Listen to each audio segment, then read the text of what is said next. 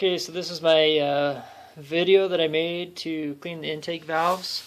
I'm not going to show you every little detail that I did, but I'll basically kind of walk you through some of the main parts that I did just simply to remove the intake manifold and get to the valves. Then I'll show you some before and after photos of how dirty the valves were and how clean they are now. And I'm not going to bore you with too many details, so stay tuned. So first thing I did is I removed the fuse panel here, and I removed the number 15 fuse. So anyway, what that does is it cuts your fuel to your high pressure fuel pump when you open the driver's side door. Okay, next thing I did is I removed the positive terminal from the battery. The reason you want to do that is because you're going to be working around the fuel pump and disconnecting fuel, and you're going to lose some fuel down in here. You're also going to be working on the alternator, some electrical components down here, and you don't want that to cause a spark and then cause a fire, obviously. So the next thing you want to do, just disconnect your electrical components to your high pressure fuel pump. You can remove this cap and leave all the pressure in the fuel system. That'll depressurize the fuel pump. You're going to want to remove the fuel pump. It'll make life a little bit easier to get into all this stuff here. A really basic 3 bolts here on the fuel pump. To remove this here and disconnect the little rubber connection down here as well. So you want to remove the fuel pump. Next you want to do is, what I did anyway, is I loosened these bolts here, number 1, and then there's a second one right down here. You want to loosen this. You're also going to want to loosen this. And then you're loosening all that because you're going to want to remove this bolt and that bolt there on your motor mount. So you want to loosen the motor mount. I put a floor jack underneath my car. So once you raise the motor up about 1 inch, that'll give you a little bit more room to work in here and allow you to get this alternator out of here. In order to get the alternator out, I removed the tensioner pulley, which is 3 bolts. They're 13 millimeter. This one, 2 on the top. And then there's 1 down below the bottom. You can't quite see it. It's just to the left of this bolt here. This is the alternator bolt. So you're gonna, after you remove this, you're gonna remove the alternator, which is this bolt and that bolt there, along with another 13 millimeter bolt on the back side and some electrical components. It's a really tight fit, but just if you get this out, this will come out easier. I'm not gonna say it's easy because it's very hard. If you've never removed your alternator, it sticks really bad to these contact points here, and it is a pain to get it out. It gets really tight. You may even have to put a little crowbar in here and wiggle this loose to get it out. Next, you're going to want to remove the dipstick and the dipstick tube. You're going to remove this bolt, and then this stud here threads into this plastic thing. So remove that, remove the dipstick, and then remove the dipstick shaft.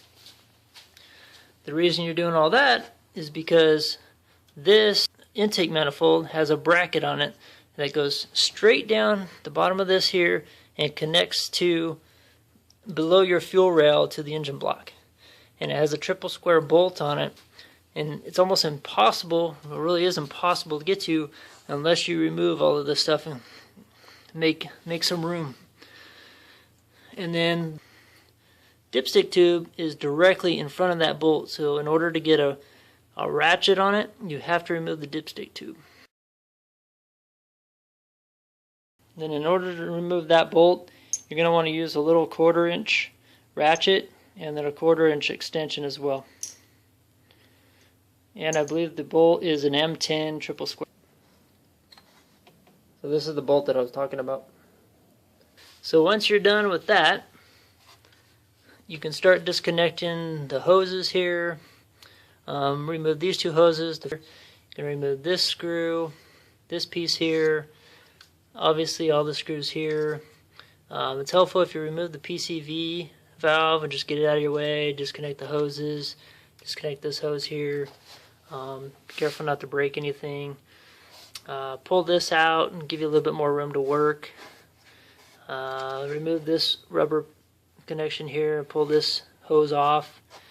And then you can start removing all the bolts associated with intake manifold. So there's, I believe, 5 on the top. 1, 2, 3, 4, 5, and then 4 on the bottom. Got 1, 2, 3, 4. That will loosen the intake manifold. Then remove this here, loosen this collar up from your throttle body, push this off. In order to do so, you're going to want to remove this little bolt down here that holds this unit to that there. Once you have all of that removed, you can start disconnecting all of your wire connections and gently pull this straight out. It's probably going to be a little stiff, so wiggle it back and forth just slightly. And be careful for all of your wire connections that are on the bottom of it. Some of your fuel injectors may get stuck inside of the block itself.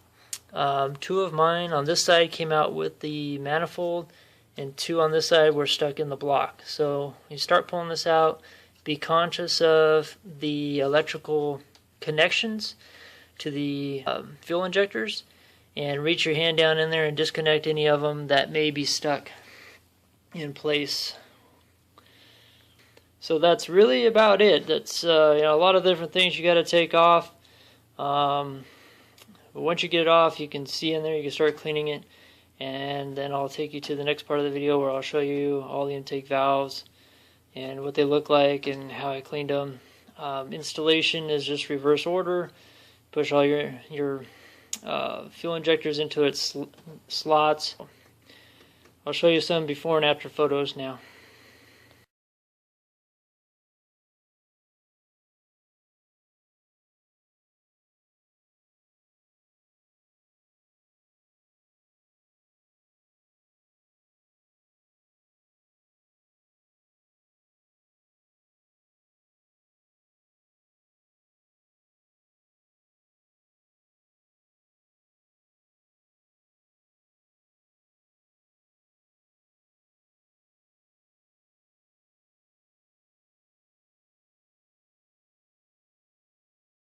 Tools that I've used, I use this bristle brush on the end of my drill.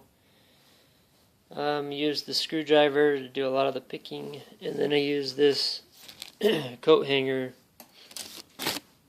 I just basically bent it, turned it into a little picking tool, and I use this to get onto the back sides of the valves and scrape as best I could on the back sides of the valves, all around the seat of the valve, and then up around the stem of the valve. This is the solution that I'm using, CRC intake valve cleaner. I picked this up at O'Reilly's. It was about $13 for this can, and I just sprayed it in the intake valve, let it sit overnight. Over here I've got my shop vac, and I basically took this piece of hose and duct taped it to the shop vac. What I do is I use this hose to get down inside of the valve, so when I spray it with the cleaning solution, I could suck out all the grime in the solution with this.